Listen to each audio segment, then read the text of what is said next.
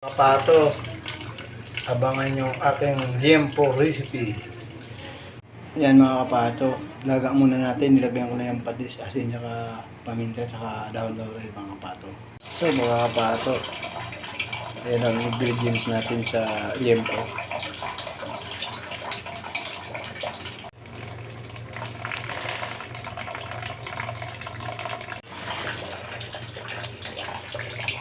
Napakulang ko muna mga kapato yung liempo mga kapato.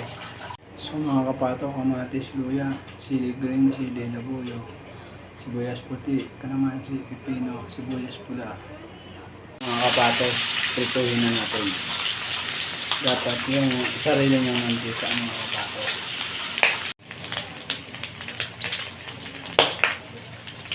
So mga kapato, hiwain na natin maliliit mga kapato.